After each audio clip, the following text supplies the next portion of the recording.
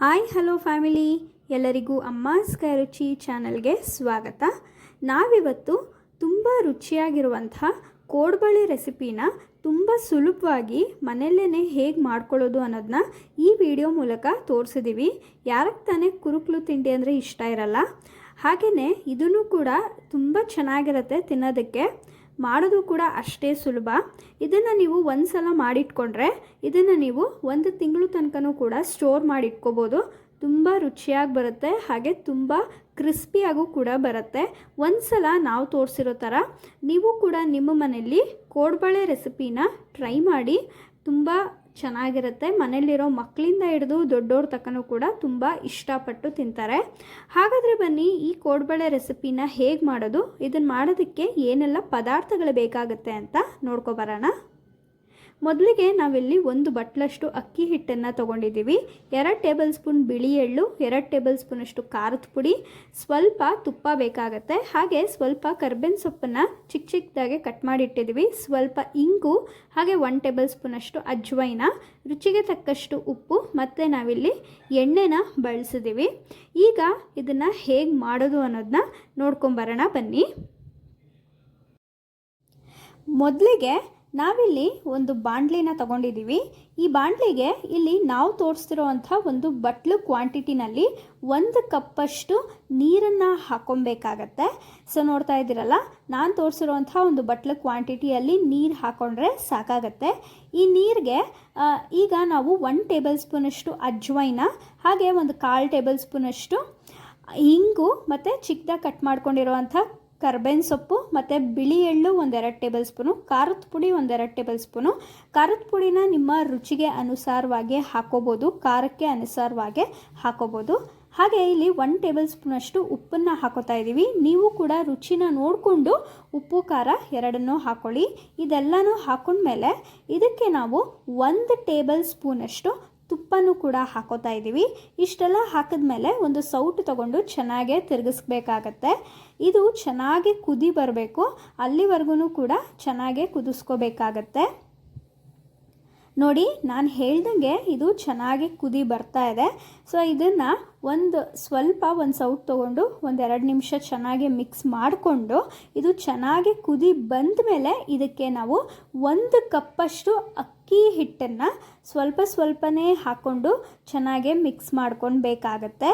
So ಇಲ್ಲಿ ಅಕ್ಕಿ ಹಿಟ್ಟು ಹಾಕಿದ್ಮೇಲೆ ಇದನ್ನು ನಾವು ಒಂದು ಸೌಟನ್ನು ತಗೊಂಡು ಚೆನ್ನಾಗಿ ಆದಷ್ಟು ಗಂಟು ಇಲ್ದಂಗೆ ಕ್ಲೀನಾಗೆ ಕಲಿಸ್ಕೊಳ್ಳಿ. ನೋಡಿ, ಈ ರೀತಿಯಾಗೆ ಸ್ವಲ್ಪನೂ ಕೂಡ ಗಂಟು ಆಗ್ದಂಗೆ ಚೆನ್ನಾಗೆ ಕಲಿಸ್ಕೊಬೇಕಾಗತ್ತೆ. ನೀರು ಸ್ವಲ್ಪ ಬಿಸಿ ಇದ್ದಾಗಲೇ ಕೂಡ ನೀವು ಅಕ್ಕಿ ಹಿಟ್ಟನ್ನು ಹಾಕ್ಕೊಂಡು ಈ ರೀತಿ ಚೆನ್ನಾಗೆ ಕಲಿಸ್ಕೊಬೋದು. ನೋಡಿ, ಈ ರೀತಿ ಚೆನ್ನಾಗೆ ಆದಮೇಲೆ ಇಲ್ಲಿ ಒಂದು ದೊಡ್ಡ ಪಾತ್ರೆನ ತೊಗೊಂಡಿದ್ದೀವಿ. ಈ ಪಾತ್ರೆಗೆ 1/4 ಟೇಬಲ್ ಸ್ಪೂನಷ್ಟು ತುಪ್ಪ ಹಾಕಿ ಕ್ಲೀನಾಗೆ ಸವರ್ಕೊಂಬಿಡಿ. ಯಾಕೆಂದರೆ ನಾವು ರೆಡಿ ಮಾಡ್ಕೊಂಡಿರುವಂಥ ಅಕ್ಕಿ ಹಿಟ್ಟು ಹಾಕಿದಾಗ ಅದು ಪಾತ್ರೆಗೆ ಅಂಟಬಾರ್ದು ಅನ್ನೋ ಒಂದು ಉದ್ದೇಶಕ್ಕೋಸ್ಕರ. ಈಗ ಆಗಲೇ ನಾವು ರೆಡಿ ಮಾಡ್ಕೊಂಡಿರೋವಂಥ ಒಂದು ಅಕ್ಕಿ ಹಿಟ್ಟನ್ನು ಮಸಾಲೆ ಹಾಕಿ ರೆಡಿ ಮಾಡಿದ್ವಲ್ಲ, ಅದನ್ನು ಈ ಪಾತ್ರೆಗೆ ಹಾಕಿ ಕ್ಲೀನಾಗೆ ಚೆನ್ನಾಗಿ ಮಿದ್ಕೋಬೇಕಾಗತ್ತೆ. ಸೊ ನೋಡಿ, ನಾವು ಫಸ್ಟೇ ತುಪ್ಪ ಹಾಕಿ ಸ್ವಲ್ಪ ಸವರ್ಕೊಂಡಿರೋದ್ರಿಂದ ಅದು ಪಾತ್ರೆಗೂ ಕೂಡ ಏನೂ ಅಂಟಲ್ಲ. ಹಾಗೆಯೇ ಇದು ಚೆನ್ನಾಗಿ ಮಿದ್ಕೋಬೇಕಾದ್ರೆ ಕೂಡ ಚೆನ್ನಾಗಿ ಅಂಟಕ್ಕೂ ಕೂಡ ಸಹಾಯ ಮಾಡುತ್ತೆ. ನೋಡಿ, ಈ ರೀತಿಯಾಗಿ ಆದಷ್ಟು ಚೆನ್ನಾಗೇ ನಾವು ಕೈಯನ್ನು ಬಳಸ್ಕೊಂಡು ಮಿದ್ದಬೇಕಾಗತ್ತೆ. ಸೊ ಚೆನ್ನಾಗಿ ಮಿದ್ದಷ್ಟು ಕೋಡ್ಬಳೆ ತುಂಬ ಚೆನ್ನಾಗಿ ಬರುತ್ತೆ. ನೋಡಿ, ನಾವು ತೋರಿಸೋ ಅಂಥ ಒಂದು ಟೆಕ್ಸ್ಚರ್ಗೆ ಇದನ್ನು ಚೆನ್ನಾಗೇ ಮಿದ್ದಿಟ್ಕೋಬೇಕಾಗತ್ತೆ. ಇದಕ್ಕೆ ಒಂದು ಸ್ವಲ್ಪನೂ ಎಣ್ಣೆ ಕೂಡ ಹಾಕೋ ಅವಶ್ಯಕತೆ ಇಲ್ಲ.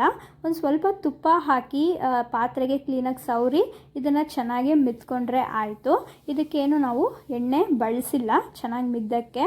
ನೋಡಿ, ಈಗ ಚೆನ್ನಾಗೇ ಮಿದ್ಕೊಂಡಿದ್ದೀವಿ, ನೀವೇ ನೋಡ್ತಾ ಇರ್ಬೋದು. ನೋಡಿ, ಈ ಒಂದು ಹದಕ್ಕೆ ನಾವು ಮಿದ್ದಿಟ್ಕೋಬೇಕಾಗತ್ತೆ. ಇದನ್ನು ನಾವು ಸ್ವಲ್ಪ ಹಾಗೆ ಕೂಡ ಸ್ಟೋರ್ ಮಾಡಿ ಎತ್ತಿಟ್ಕೋಬೋದು. ಈಗ ಸ್ವಲ್ಪನೇ ಮಾಡಿ ತೋರಿಸ್ತೀವಿ. ಆದ್ದರಿಂದ ಒಂದು ಪಾತ್ರೆಗೆ ನಾವು ಸೈಡ್ಗೆ ಸ್ವಲ್ಪ ಎತ್ತಿಟ್ಕೊಂಡಿದ್ದೀವಿ. ಈಗ ನಾವು ರೆಡಿ ಮಾಡಿ ಇಟ್ಕೊಂಡಿರೋವಂಥ ಕೋಡ್ಬಳೆ ಹಿಟ್ಟನ್ನು ನಾವು ತೋರಿಸುವಂಥ ಒಂದು ಶೇಪ್ಗೆ ಒಸಿಬೇಕಾಗತ್ತೆ. ನೋಡಿ, ಒಂದು ಸ್ವಲ್ಪ ಉಂಡೆ ಆಗಿ ತೊಗೊಂಬಿಟ್ಟು ಇಲ್ಲಿ ಉದ್ದಕ್ಕೆ ನೀವು ಒಸಿಟ್ಕೋಬೇಕಾಗತ್ತೆ. ಜಾಸ್ತಿ ದಪ್ಪವಾಗಿ ಹೊಸಿಯೋಕ್ಕೆ ಹೋಗಬೇಡಿ. ಮೀಡಿಯಮ್ ಆಗಿ ಒಂದು ಮೀಡಿಯಮ್ ಸೈಜ್ಗೆ ನೀವು ಈ ರೀತಿ ನಾವು ತೋರಿಸೋ ಥರ ಉದ್ದಕ್ಕೆ ಹೊಸಿಬೇಕಾಗತ್ತೆ. ನೋಡಿ, ನಾವಿಲ್ಲಿ ತೋರಿಸ್ತಾ ಇದ್ದೀವಲ್ಲ, ಇದೇ ಥರನೇ ನೋಡಿ, ಈ ರೀತಿ ಹಾವು ಥರ ಉದ್ದಕ್ಕೆ ಹೊಸಿಬೇಕಾಗತ್ತೆ. ಈ ರೀತಿ ಹೊಸ್ಕೊಂಡು ಒಂದು ಅರ್ಧಕ್ಕೆ ನಾವು ತೋರಿಸೋವಂಥ ಒಂದು ಕೋಡ್ಬಳೆ ಶೇಪ್ಗೆ ಈ ರೀತಿ ಒಂದು ಅರ್ಧ ಮುರಿದ್ಬಿಟ್ಟು ನಾವು ತೋರಿಸೋ ಥರ ಹಾಕಿದ್ರೆ ಆಯಿತು. ನೋಡ್ತಾ ಇದ್ದೀರಲ್ಲ, ವಿಡಿಯೋದಲ್ಲಿ ತೋರಿಸ್ತಾ ಇದ್ದೀವಿ ನೋಡಿ. ನೀವು ಕೂಡ ಇದೇ ರೀತಿ ಮಾಡಿಕೊಂಡ್ರೆ ಒಂದು ಕೋಡ್ಬಳೆ ಶೇಪ್ಗೆ ನಮಗೆ ಹಸಿಟ್ಟು ರೆಡಿಯಾಗೋಗುತ್ತೆ. ಇದೇ ಥರನೇ ಮಿಕ್ಕಿರೋವಂಥ ಒಂದು ಹಸಿಟ್ಟಲ್ಲೂ ಕೂಡ ಈ ರೀತಿ ಉದ್ದುದ್ದಕ್ಕೆ ಹಾವಿನ ಒಂದು ಶೇಪ್ಗೆ ಹೊಸ್ಕೊಂಡು ಒಂದು ಅರ್ಧಕ್ಕೆ ಮುರಿದು ಈ ರೀತಿ ರೌಂಡಕ್ಕೆ ಶೇಪ್ ಮಾಡಿಕೊಂಡ್ರೆ ಆಯಿತು. ಆ ಕಡೆ ಸೈಡು ಈ ಕಡೆ ಸೈಡನ್ನ ಸ್ವಲ್ಪ ಅಂಟಾಕಬೇಕಾಗತ್ತೆ ನೀವು. ನೋಡಿ, ಈ ರೀತಿ ಎಲ್ಲ ಒಂದು ಕೋಡ್ಬಳೆ ಶೇಪ್ಗೆ ನಾವು ಇರೋವಂಥ ಹಸಿಟ್ಟಲ್ಲಿ ರೆಡಿ ಮಾಡಿ ಎತ್ತಿಟ್ಕೊಂಡಿದ್ದೀವಿ.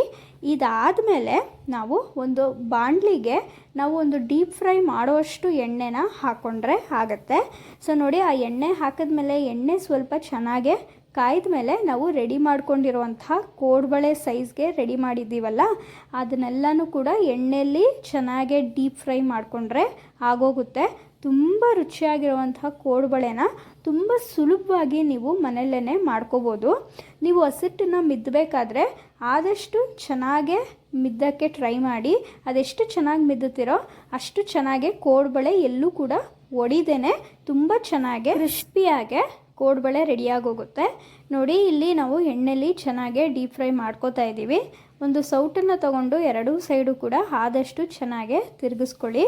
ಇದನ್ನು ನೀವು ಮಾಡಬೇಕಾದ್ರೆ ಆದಷ್ಟು ಸ್ಟವ್ನ ಮೀಡಿಯಮ್ ಫ್ಲೇಮ್ನಲ್ಲಿ ಇಟ್ಕೊಂಡು ನೀವು ಮಾಡ್ಕೋಬೇಕಾಗತ್ತೆ. ಇಲ್ಲಾಂದರೆ ತುಂಬ ಕರಕ್ಲು ಥರ ಕಪ್ಪಗಾಗ್ಬಿಟ್ರೆ ರುಚಿನೂ ಅಷ್ಟು ಚೆನ್ನಾಗಿರಲ್ಲ. ಆದ್ದರಿಂದ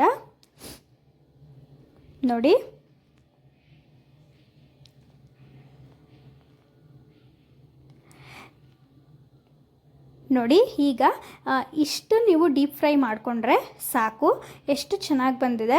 ಸೊ ನೀವೇ ನೋಡ್ತಾ ಇರ್ಬೋದು, ಎಲ್ಲೂ ಕೂಡ ಕಟ್ಟಾಗಿಲ್ಲ, ಮುರಿದೋಗಿಲ್ಲ, ಅಷ್ಟು ಚೆನ್ನಾಗಿ ಬಂದಿದೆ ರೌಂಡ್ಗೆ. ಸೊ ಇದೇ ಥರನೇ ನಾವು ಇನ್ನೂ ರೆಡಿ ಮಾಡಿ ಇಟ್ಕೊಂಡಿದ್ವಲ್ಲ, ಹಸಿಟ್ಟಿಂದ ರೆಡಿ ಮಾಡ್ಕೊಂಡಿರೋವಂಥ ಕೋಡ್ಬಳೆನ ಎಲ್ಲನೂ ಕೂಡ ಡೀಪ್ ಫ್ರೈಯಲ್ಲಿ ಮಾಡ್ಕೋಬೇಕಾಗತ್ತೆ. ಎಣ್ಣೆಯಲ್ಲಿ ಹಾಕಿ ಡೀಪ್ ಫ್ರೈ ಮಾಡಿಕೊಂಡ್ರೆ ಆಗೋಗುತ್ತೆ. ತುಂಬ ರುಚಿಯಾಗಿ ಬರುತ್ತೆ. ಜಾಸ್ತಿ ಕಪ್ಪು ಆಗೋವರೆಗೂ ಡೀಪ್ ಫ್ರೈ ಮಾಡ್ಕೊಳ್ಳೋಕ್ಕೆ ಹೋಗಬೇಡಿ, ರುಚಿ ಚೆನ್ನಾಗಿರಲ್ಲ. ನೋಡಿ, ನಾವು ತೋರಿಸೋ ಅಷ್ಟು ಒಂದು ಲೈಟ್ ಬ್ರೌನ್ ಬರೋವರೆಗೂ ಕೂಡ ನೀವು ಡೀಪ್ ಫ್ರೈ ಮಾಡಿಕೊಂಡ್ರೆ, ಇಷ್ಟು ಡೀಪ್ ಫ್ರೈ ಮಾಡಿಕೊಂಡ್ರೆ ಸಾಕಾಗುತ್ತೆ. ತುಂಬ ಚೆನ್ನಾಗಿ ಬೆಂದಿರುತ್ತೆ ಒಳಗೆ ಕೂಡ, ಅಷ್ಟೇ ಚೆನ್ನಾಗಿ ರುಚಿನೂ ಕೂಡ ಇರುತ್ತೆ. ಉಪ್ಪು ಖಾರ ಎಲ್ಲ ನೀವು ರುಚಿಗೆ ಅನುಸಾರವಾಗಿ ನೋಡಿಕೊಂಡು ಹಾಕೋಬೇಕಾಗತ್ತೆ. ನೋಡಿದ್ರಲ್ಲ, ಎಷ್ಟು ಸುಲಭವಾಗಿ ಹಾಗೆ ಅಷ್ಟೇ ರುಚಿಯಾಗಿ ಮನೆಯಲ್ಲೇ ಹೇಗೆ ಕೋಡ್ಬಳೆನ ಮಾಡ್ಕೊಳ್ಳೋದು ಅಂತ. ಮಕ್ಕಳಿಗೆಲ್ಲ ಸ್ನ್ಯಾಕ್ಸ್ ಬಾಕ್ಸ್ಗಾಗಿರ್ಬೋದು, ಹಾಗೆ ಈವ್ನಿಂಗ್ ಟೈಮ್ ಸ್ನ್ಯಾಕ್ಸ್ಗೆ ಟೀ ಜೊತೆಗೆ ತಿನ್ನೋದಕ್ಕೆಲ್ಲ ತುಂಬ ಚೆನ್ನಾಗಿರುತ್ತೆ. ಇದನ್ನು ನೀವು ಆರಾಮಾಗೆ ಒಂದು 15 ದಿನ, 1 ತಿಂಗಳು ತನಕ ಕೂಡ ಸ್ಟೋರ್ ಮಾಡಿ ಎತ್ತಿಟ್ಕೋಬೋದು. ತುಂಬ ಚೆನ್ನಾಗಿರುತ್ತೆ. ಈ ರೆಸಿಪಿ ನಿಮಗೆಲ್ಲ ಇಷ್ಟ ಆಗಿದೆ ಅಂತ ಭಾವಿಸ್ತೀನಿ. ಇಷ್ಟ ಆಗಿದ್ದರೆ ಅಮ್ಮಾಸ್ ಕೈ ರುಚಿ ಚಾನಲ್ನ ಸಬ್ಸ್ಕ್ರೈಬ್ ಮಾಡ್ಕೊಳ್ಳಿ. ಹಾಗೆ ನೀವು ಕೂಡ ಈ ಕೋಡ್ಬಳೆ ರೆಸಿಪಿನ ನಿಮ್ಮ ಮನೇಲಿ ಟ್ರೈ ಮಾಡಿ ರೆಸಿಪಿ ಹೇಗೆ ಬಂತು ಅಂತ ನಮಗೆ ಕಮೆಂಟ್ ಮೂಲಕ ತಿಳಿಸಿ. ಹಾಗೆ ನಿಮ್ಮ ಫ್ರೆಂಡ್ಸ್ ಆ್ಯಂಡ್ ಫ್ಯಾಮಿಲಿಗೂ ಕೂಡ ಶೇರ್ ಮಾಡಿ ಅಂತ ಹೇಳ್ತಾ, ಈ ವಿಡಿಯೋ ನೋಡಿದ್ದಕ್ಕಾಗಿ ಎಲ್ಲರಿಗೂ ಧನ್ಯವಾದಗಳು.